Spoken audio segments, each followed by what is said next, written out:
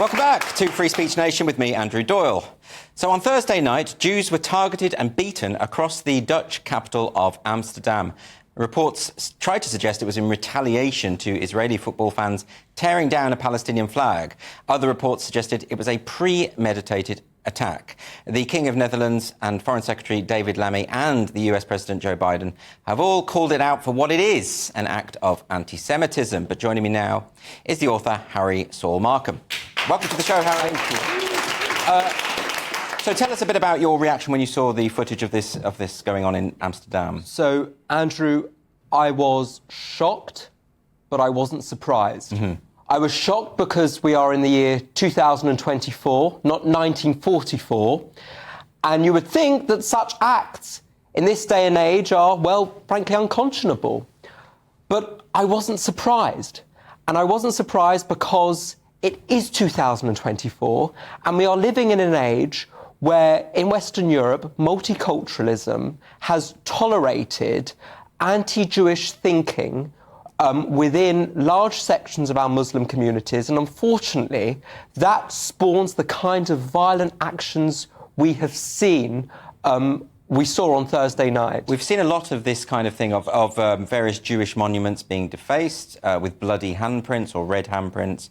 I know the actor Tracy Ann Oberlin put out a tweet about a Jewish property being attacked in this kind of way. Yeah. And a lot of people aren't really covering that. But when I see that, it's very visceral to me. I see that and I think this is like, you know, the Third Reich is thrown around an awful lot. But these targeted attacks on Jewish communities does have echoes of that. I don't think you can get away from it. It certainly does. And people ask, how did the Holocaust happen in enlightened, developed Europe?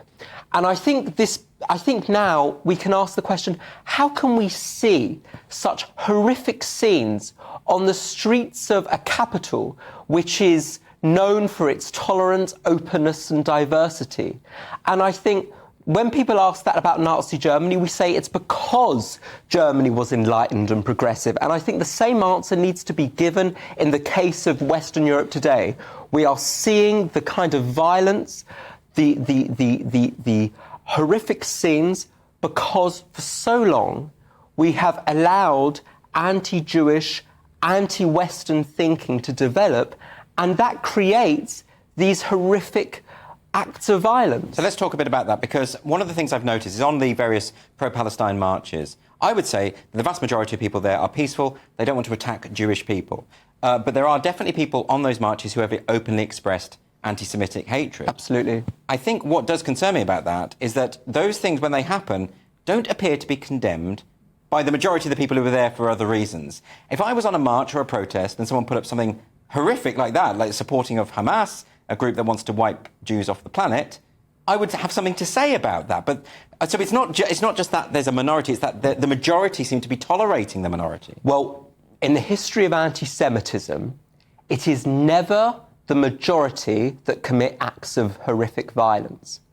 It's the majority that allows the minority to get away with committing horrific acts of violence. So when people say that, yes, the majority of these pro-Palestinian marches are not violent, I completely agree. But they allow a culture of dehumanisation to flourish in their ranks. So how do we deal with this? I mean, you mentioned multiculturalism, and it is true that there are certain cultures around the world in which anti-Semitism is completely normalised to the extent that it is taught in schools and promoted that way.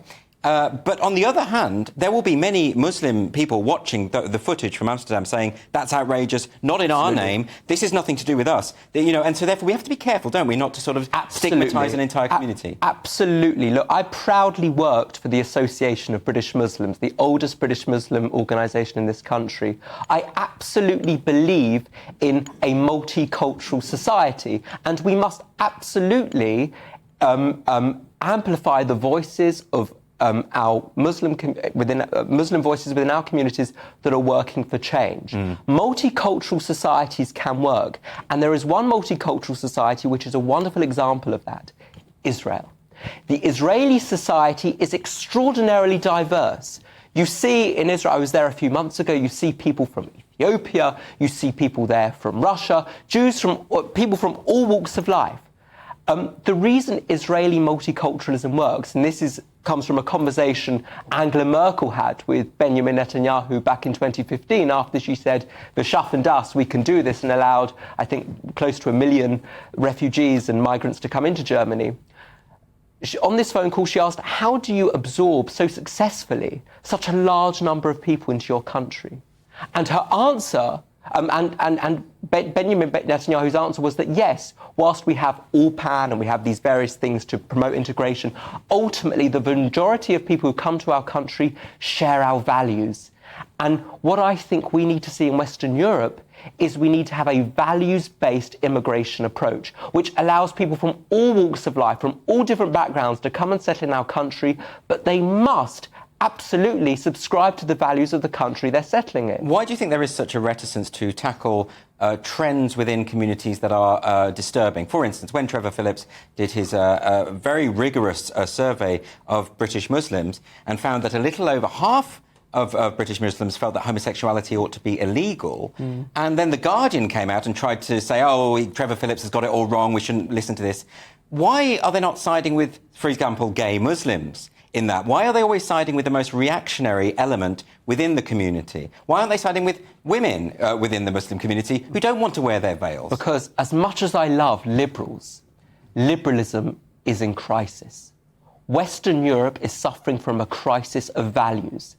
And that crisis is not knowing what our values are. Because how can you possibly stand up for values if you haven't defined what you stand for? How can you possibly defend what you believe to be right if we haven't established our own moral compass? And I see that the liberal abandonment of liberalism is really symptomatic of this much broader crisis of philosophy which rages in the West. Well, that's what I was going to suggest, that actually I don't think it is liberalism is causing the problem. I think it's a failure to enact the principles of liberalism, which is that, you know, we should all be under the same rule of law, we should all be treated equally irrespective of our skin colour, we shouldn't have the police saying we're not going to investigate because we want to be called racist. You know, we should apply the law to every citizen irrespective of skin colour. But this is so... What's really important to note is that what happened on Thursday night occurred during the month of Islamophobia Awareness Month.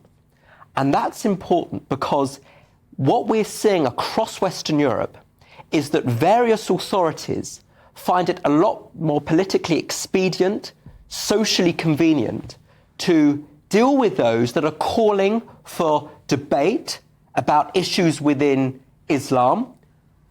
They find it easier to silence those people, prosecute or find any means of silencing them, than they do actually confronting the issue. And one specific example illustrates why. When Emmanuel Macron and Marine Le Pen were debating in France for the French election, Marine Le Pen suggested that France bans the head covering, the hijab. Now, that's a proposal, of course, I vehemently disagree with. But Macron's rebuttal to that, his disagreement, was based on the idea that that policy would cause civil war.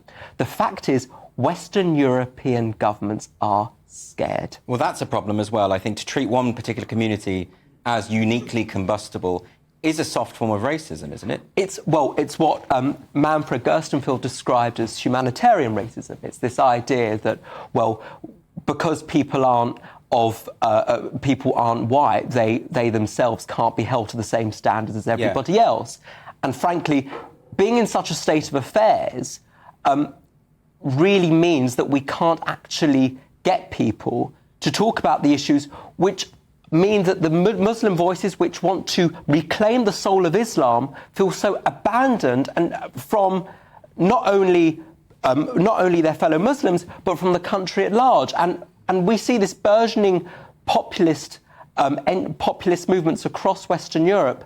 And we have to say, look, if we want to deal with populism, if we want to deal with any form of extremism, those on the centre ground have to have some teeth and have to be willing to discuss the issues which have led to the rise of Geert Wilders, which have led to the rise of Marine Le Pen. I mean, it's extraordinary to think that it's the likes of Geert Wilders in the Netherlands that is taking the leading role in standing up for Jews. I mean, who would have thought the populist right would be the most, at least seemingly, philo-Semitic of all political movements, and the left which was once home to many Jews, has not only abandoned the Jews, but has emboldened anti-Semites. Very disturbing stuff. Harry, Saul Markham, thanks so much for joining me tonight. Thank you.